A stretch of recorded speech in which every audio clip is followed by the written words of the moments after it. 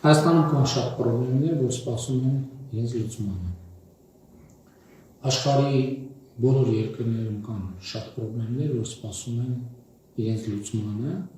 ընդ որում անկախ նրանից, թե երկիրը ինչքան է զարգացած, առանց բացառության բոլոր երկրներում կան պրոբլեմներ, որոնք սպասում են իրենց լուծմանը, ընդ որում ինչպես առիթ ունեցել եմ ասելու,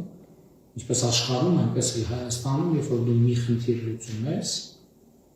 այդ մի լուծված խնդրի լուծումից հետո ոչ թե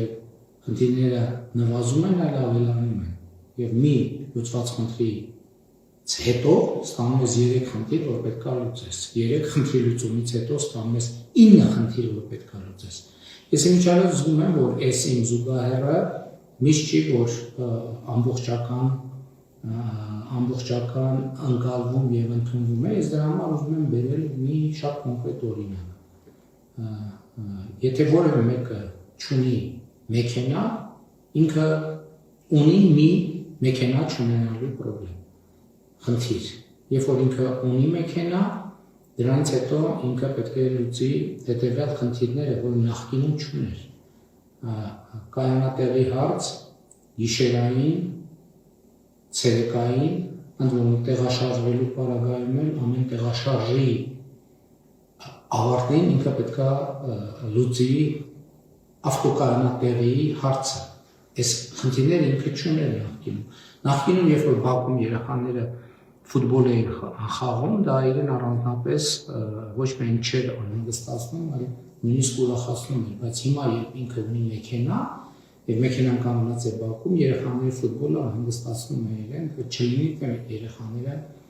վնասեն մեքենան։ Հաջորդ խնդիրը ինքը նախկինում ապա անելու հնարավորություն չուներ, հիմա ունի։ Տեղ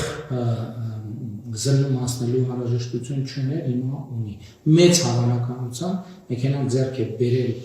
վարկով, նախկինում վարկ վերցնելու հնարավորություն չուներ, հիմա ունի։ Հիմա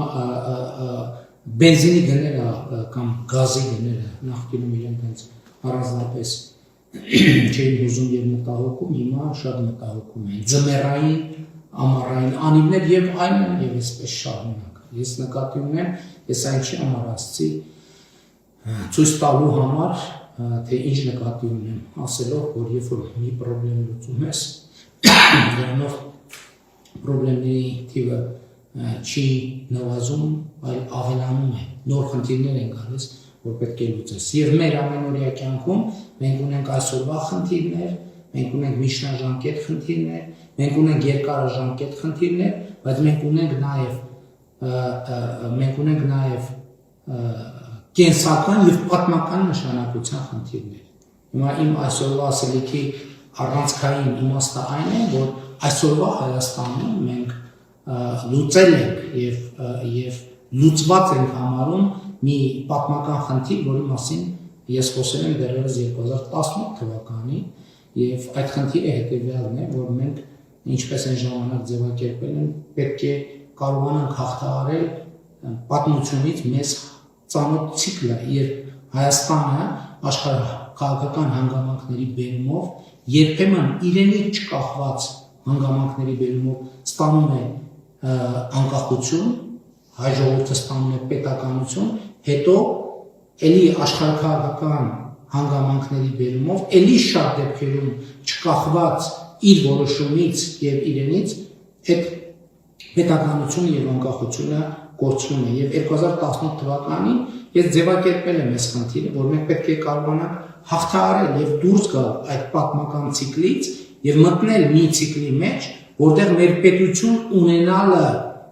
կախված է բացառապես մեզնից եւ մեր կայացրած որոշումից։ Եվ ահա հիմա թույլ տվեք համոզմունքով եւ համոզված պնդել, որ 2020-ից 25 թվականներին մենք այս խնդիրը լուծեցինք։ Մենք ոչ միայն հաղթահարեցինք պատմական այդ ցիկլի բերումով առաջացած սպառնալիքները, այլև մտանք մի պատմական փուլի եւ շրջափուլի մեջ, երբ որ պետություն, ինքնիշխանություն, անկախություն, զարգացում, ազատություն, բարեկեցություն ունենալը կախված է մեր